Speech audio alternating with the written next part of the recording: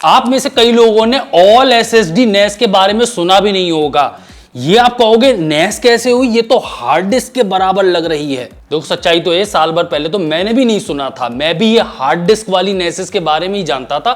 थोड़ी नेसेस आने लगी थी जिसमें हार्ड डिस्क प्लस एसएसडी लग जाती है, M.2 वाली। लेकिन आज मैं आपको इन ऑल एसएसडी नेसेस के बारे में बताऊंगा जिसमें हार्ड डिस्क नहीं लगती है, सिर्फ M.2 SSDs लगती हैं। तो चाहे आप कंटेंट क्रिएटर हो, गेमर हो, या फिर फाइल्स स्टोरेज करने के लिए एक अच्छा सोल्यूशन ढूंढ रहे हो, इसके बारे में कम से कम जानना चाहिए। ऑल एसएसडी नेसेस के बारे में तो जानकारी नहीं है लोगों को, और इसमें छुपे हैं कई सारे सीक्रेट्स, वो भी मैं आपको बताऊंगा, क्योंकि इसकी कुछ प्रॉब्लम्स भी हैं। जैसा कि आप समझ पा रहे होगे कि ऑल एसएसडी नेस आएगी तो सुपर डुपर फास्ट होगी, इसकी सिक्वेंशियल स्पीड्स तो भयानक होंगी। लेकिन मैं यहां क्लियर कर दूं, ये all SSD M.2 NVMe SSDs को यूज करने वाली नेस जो है वो स्पीड से ज्यादा लेटेंसी को कम करने के लिए बनी हुई है। जो सबसे इंपॉर्टेंट बात है ना, वो मैं आपको बिल्कुल शुरुआत में ही बता दे रहा हूं, क्योंकि एक बात आप याद रखो कि हार्ड डिस्क वाली नेसेस चाहे रेड कॉन्फ़िगरेशन में भी आप लगा लो, तब भी उनकी रैंडम रीड और राइट्स बहुत स्लो रहेंगी, क्योंकि उन्हें फिजिकली सर्च करना पड़ता है डेटा को स्पिनिंग डिस्क के ऊपर। हार्ड डिस्क वाली नेसेस की बात कर रहा हूं। ऐसा कुछ भी नहीं होता है जब आप इलेक्ट्रॉनिक M.2 SSDs लेते हो, और जहां आप M.2 SSDs लगा लेते हो अपनी नेस में और कोई हार्ड डिस्क नहीं है, एक बहुत बड़ा बेनिफिट आपको मिलता है। कम पावर कंजम्पशन, कम हीट, कम वेट, कम साइज, कम नॉइज, बहुत बड़ा बेनिफिट है ये नेसेस के लिए। ये किसी के लिए क्यों इंपॉर्टेंट हो सकता है, ये कम वेट और कम नॉइज और कम ये और कम वो भी मैं आपको आगे बताता हूं। इसकी वर्किंग के बारे में बता दूं मैं आपको, वैसे तो नेस वाली एसएसडीज भी आती हैं, लेकिन अगर आप इसमें कंज्यूमर ग्रेड की विदाउट नेस वाली एसएसडीज भी लगाओगे तो भी काम चलता है। लेकिन टेरा मास्टर जैसा ब्रांड जो है इसको मना करता है। जैसे कि मैं आपको दिखा रहा हूं, ये आपको टेरा मास्टर की F8 SSD plus all SSD नेस। इसमें अगर मैं सीगेट बैराकूडा की M.2 SSDs लगाऊंगा ना, तो ये कहता है कि देख लो भाई, रिस्की मामला हो सकता है, कोशिश करो कि नेस वाली एसएसडीज ही लगाओ इसके अंदर। जैसा कि मैं आपको ये वाली नेस दिखा रहा हूं, इसमें 8 बेस हैं, आप 8 M.2 SSDs लगा सकते हो। यानी कि अगर आपने biggest of the biggest size 8 TB की एक SSD खरीदी और ऐसी 8 SSDs खरीदी है, तो 8 × 8 64 TB तक आप M.2 में स्टोरेज बना सकते हो। लेकिन अब दोबारा से प्रॉब्लम की बात कर लेते हैं। बड़ा अच्छा लगता है ऑल एसएसडी नेस के बारे में बात करके, लेकिन दिल टूट जाता है इस बात को समझ के, जैसे कि आप लोग नहीं समझ रहे होगे M.2 SSDs 8 रेड कॉन्फ़िगरेशन में तो क्या भयानक स्पीड्स हो जाएंगी इनकी। लेकिन मसला ये एक सबसे बड़ा बॉटल नेक जो नेस के साथ रहेगा, चाहे आप M.2 SSD भी लगा लो, वो है आपका लैन नेटवर्क। ज्यादा से ज्यादा आप क्या कर लोगे, 10 Gbps वाला लैन नेटवर्क लगा लोगे, वो भी बॉटल नेक ही करेगा इन एसएसडीज को। 10 Gbps की अगर आपको पूरा सैचुरेट करना हो ना, तो मेरे ख्याल से 2 या 3 SATA SSDs भी अगर आप लगाओगे अपनी नॉर्मल नेस में, तो 10 Gbps वाला लैन नेटवर्क पूरा सैचुरेट हो जाएगा। और ईमानदारी की बात तो ये है कि ये जो बातें हो रही है 10 Gbps वाली, वो काफी कम लोगों के लिए है, क्योंकि ना लोगों पर राउटर है, ना पीसी है, ना लैपटॉप है, ना और कोई नेसेस हैं उनके पास जो 10 Gbps के नेटवर्क के साथ आ रही हूं। लेकिन अगर आपके पास पूरा सिस्टम है तो भयानक आपको लेटेंसी में कमी देखने को मिलेगी। ये सीक्वेंशियल राइट्स के लिए नहीं ऑल एसएसडी नेसेस, ये लेटेंसी कम करने के लिए, फास्ट और स्नैपी अगर आपको एक्सेस करना है स्टोरेज तो उसके लिए। टेरा मास्टर F8 SSD प्लस जैसी नेसेस कोई क्यों लेगा, ऑल एसएसडी नेस कोई क्यों लेगा? एक तो आपको साफ समझ में आ रहा है बेनिफिट, जो नेसेस यूज करते हैं फौरन समझ लेंगे। अगर आपके बगल में नेस लगी होती है, हार्ड डिस्क की स्पिनिंग की नॉइजेस बहुत इरिटेटिंग होती है। मैं अपने पर्सनल एक्सपीरियंस से बता रहा हूँ, थोड़ा भी आप सर्च करोगे तो आपको पता लग जाएगा, वो प्रॉब्लम इसके अंदर खत्म हो जाती है। दूसरा, लेस हीट की वजह से ये डिग्रेड बहुत स्लोली होंगी। तीसरा ये कि ये कॉम्पैक्ट बहुत हो जाता है साइज में, पावरफुल बहुत है ये नेस, बहुत पावरफुल है। वो तो इसका सीपीयू, रैम, ये सारी चीजें डिसाइड करेंगी। साथ में आपने M.2 SSD लगा दी, सुपर फास्ट होगी, लेकिन इतने स्मॉल फॉर्म फैक्टर में आती है कि आप इसे अपने डेस्क पे भी रख लोगे तो आपको पता नहीं चलेगा। ये अगर आपको ये समझना हो कि ये इतने स्मॉल फॉर्म फैक्टर का हम कैसे यूज करेंगे, इतनी तेज स्पीड का कैसे यूज करेंगे, तो मैं आपको एग्जांपल देता हूं। मान लो कोई यूट्यूबर है, वो अपने घर में तो इस नेस को ऑपरेट कर ही रहा है, जो अपना उसका होम ऑफिस बना हुआ है उसमें तो ऑपरेट कर ही रहा है। साथ में वो कुछ व्लॉगर है तो बाहर चला गया, अब उसको अपना पूरा डाटा ले जाना है क्योंकि वो एडिटिंग करेगा, उसके एसेट्स वगैरह सारे उसमें नेस में ही है, वो 3-4 कंप्यूटर से कनेक्ट रहते थे तो वो कुछ नहीं करेगा, वो निकालेगा नेस। अब उसके लिए एक एक्सटर्नल हार्ड डिस्क की तरह ये बन गई।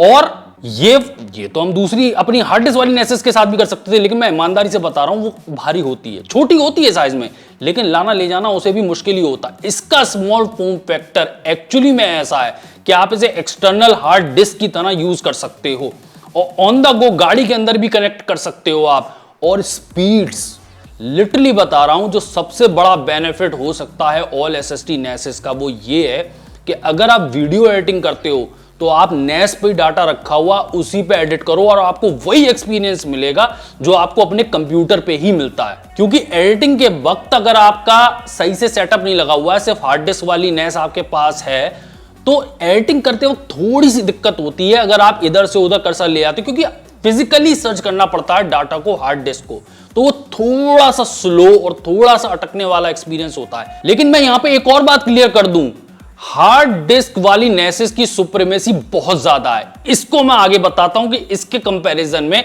हार्ड डिस्क वाली नेसेस क्यों अच्छी हैं M.2 SSD नेसेस के मुकाबले में। देखो, सबसे पहली बात तो आपको खुद ही सुन के ही समझ में आ रहा होगा, ऑल SSD नेस यानी कि M.2 SSD लगेंगी, यानी कि स्टोरेज बढ़ानी है।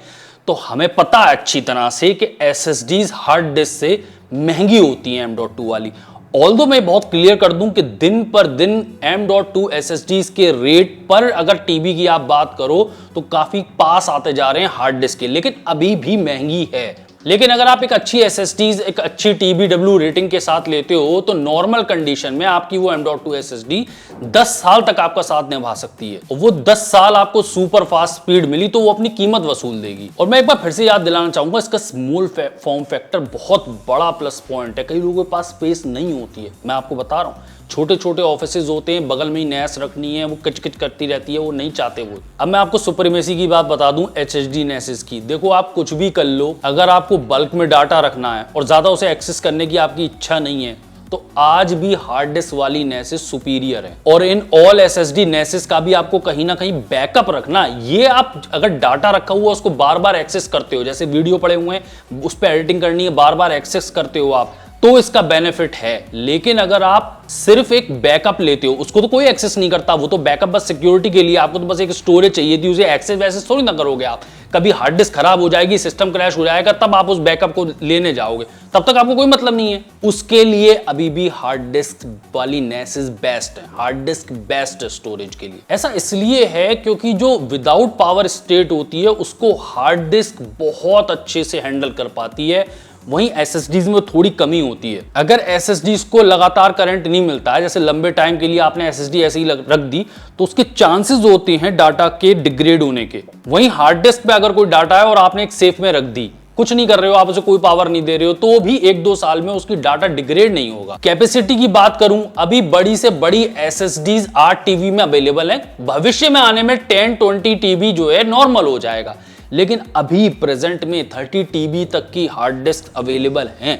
अगर आप बल्क में एक बड़ी नेस बनाना चाहते हो, कैपेसिटी वाइज आपको ज्यादा चाहिए, तो हार्ड डिस्क बेटर है। और एक बात बताता हुआ चलूं, जब ये बात हो रही है कि हार्ड डिस्क स्टोरेज के लिए बेटर है, बिजली को अच्छी तरह हैंडल कर लेती हैं, हार्ड डिस्क की नॉर्मली क्या होता है, मरने से पहले वो कई वार्निंग्स देती है, कई आवाजें आती हैं गंदी गंदी उससे, तब तक आप डाटा एक्सेस कर सकते हो, उससे बचा सकते हो। कुछ वार्निंग्स देने लगती है, कई सॉफ्टवेयर्स होते हैं कि ये मर रही है धीरे धीरे, अब देख लो अपना। लेकिन SSDs कई बार तो वार्निंग देती हैं, कई बार वार्निंग नहीं देती हैं SSDs, बस खराब हो जाती हैं अचानक। तो ये कंसिडर करते हुए भी आपको अपने नेस सॉल्यूशंस तैयार करने चाहिए। दूसरा एक प्रो टिप और आपको देता हुआ चलूं कि अगर आप हार्ड डिस्क लगाते हो तो इतना मसला नहीं है, लेकिन अगर आप SSD लगाते हो तो ये कोशिश करिए कि उसका फर्मवेयर अपडेट है, जिससे कि अगर उसके अंदर कोई प्रॉब्लम होगी तो वो सॉल्व हो जाती है जब फर्मवेयर अपडेट हो जाता है, तब वो M.2 SSDs आप अपनी ऑल SSD नेस में लगाइए। ये तो आपको समझ में आ गया कि एक होती है ऑल SSD नेस, एक होती है ऑल हार्ड डिस्क नेस। अब इनके कॉम्बिनेशंस भी आ चुके हैं,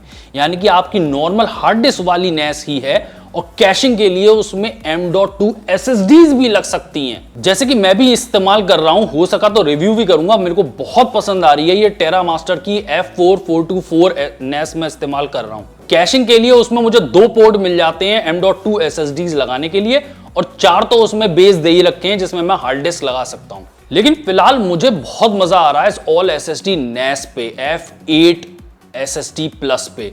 मैं आपको बताता हुआ चलूं कि F8 SSD एक प्रोडक्ट लॉन्च हुआ है और F8 SSD प्लस एक प्रोडक्ट लॉन्च हुआ है टेरामास्टर की तरफ से। जो प्लस वाला वर्जन है वो तो एंथुजियास्ट के लिए, थोड़े पावर यूजर्स के लिए, और जो F8 है नॉर्मल विदाउट प्लस वाला वर्जन है वो नॉर्मल लोगों के लिए, जनरल यूजर्स के लिए जिन्हें सिर्फ M.2 एक पावरफुल प्रोसेसर के साथ चाहिए था। जो मैं चला रहा हूं प्लस, इसमें i3 आता है और ये इंटेल का कोर i3 प्रोसेसर आपको 8 कोर 8 थ्रेड्स में मिल जाता है। इस पे जो आपको iGPU मिलता है इस i3 के साथ, उस पे आपको 32 एग्जीक्यूशन यूनिट्स मिलते हैं जिससे कि ग्राफिक्स वाले सारे काम ये परफेक्टली कर लेता है, जैसे कि media transcoding, video editing, rendering, ये सारे काम ये iGPU संभाल लेगा। और ये याद रखना, ये जो iGPU आपको चाहिए होता है, मैंने कई और नेसेस देख रखी हैं जिसमें iGPU अच्छे नहीं थे, प्रोसेसर बड़े अच्छे थे, iGPU अच्छे नहीं थे। इस तरह के ट्रांसकोडिंग रेंडरिंग वाले काम उस पर बहुत खराब हो जाते थे, CPU 100% पे पहुंचता था, नेसेस सही से काम नहीं कर पाती थी। iGPU आपको चाहिए होता है अगर आप जरा सा भी वीडियो ट्रांसकोडिंग, रेंडरिंग ये सब करने वाले हो। ये सिस्टम 4K डिकोडिंग पूरी तरह से आराम से कर लेता है, CPU पे कोई जोर नहीं पड़ता।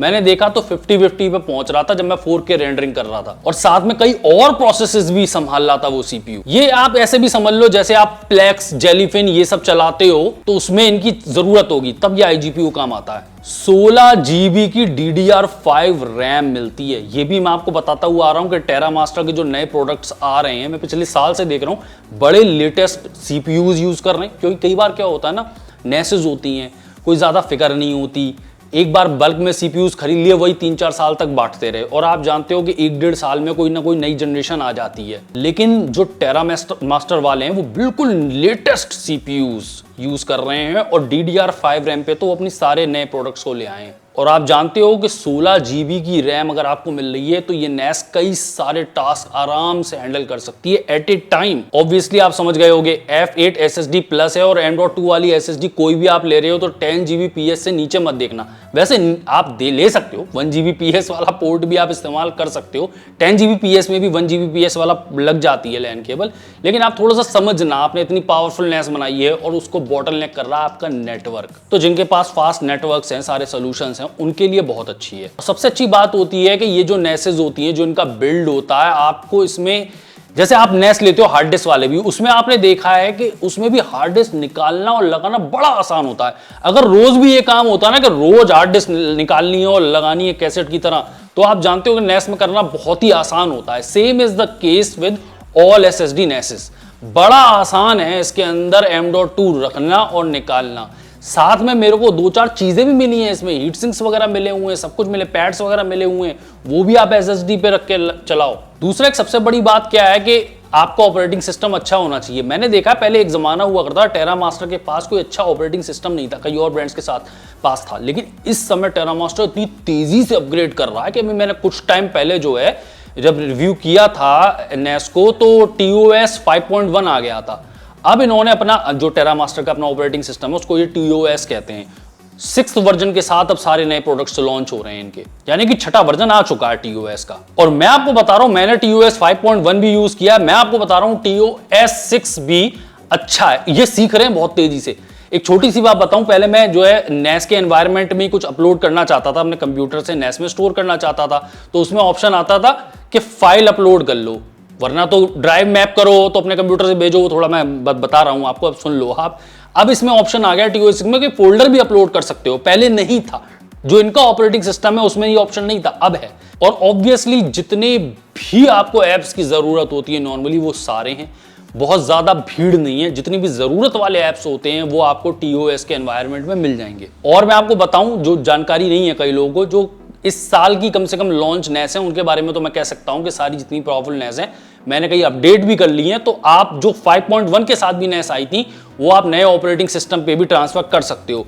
लिस्ट होती है, पूरा पेज है, वेब पेज है, TOS 6 पे आप अपडेट करना चाहते हैं तो कैसे करें। अब मैं आपको एक बात बहुत क्लियरली बता दूं कि F8 SSD प्लस जैसी ऑल SSD NAS जो है वो करने वाले वीडियो एडिटर्स के लिए है, खासकर जिन्हें रेगुलर काम करना है। ये NAS उन लोगों के लिए जिन्हें रेगुलर डाटा एक्सेस करना है, 3-4 कंप्यूटर है, मान लो वीडियो एडिटिंग करनी है, मैं यही एग्जांपल दे रहा हूं आपको, तो उनके लिए ये बेस्ट चीज है। सही बता रहा हूं, बिल्कुल ऐसा एक्सपीरियंस होता है वीडियो एडिट करते वक्त जैसे अपने ही कंप्यूटर पे कर रहा हूं, कोई लैगिंग नहीं, कोई प्रॉब्लम नहीं। और ये चीज मैं लैग करता था ट्रेडिशनल हार्ड डिस्क वाली नेसिस पे, ऑल्दो थोड़ा बहुत डिफरेंस आ गया है क्योंकि कैशेस के लिए M.2 SSDs भी आप लगा सकते हो ऑल हार्ड डिस्क वाली नेस पे, लेकिन वो पर्टिकुलर नेस आपको खरीदनी पड़ेगी हाइब्रिड वाली। तो टेरा मास्टर जो है सितंबर में अपने कई प्रोडक्ट्स लॉन्च कर रहा है, कम से कम 9 न्यू नेसेस लॉन्च कर रहा है, उनमें से ये नेस है। और मेरे ख्याल से F4 424 का भी मैक्स वर्जन आ गया है, वो भी बड़ी फास्ट वाली, बड़ी हाई-फाई वाली i5 लगी हुई नेस है। तो अगर हो सका तो मैं यहां पे आपको दिखा दूंगा कि कौन सी 9 नेसेस जो है टेरा मास्टर लॉन्च कर रहा है। जो भी कोई इंफॉर्मेशन है वो मैं आपको डिस्क्रिप्शन में दे दूंगा, चेक कीजिएगा। वीडियो अच्छा लगा तो लाइक करें, चैनल पे पहले सब्सक्राइब करें। मैं हूं जी, आप देखते हैं इंडिया में चैनल, तो वीडियो में तब तक के लिए गुड बाय, टाटा।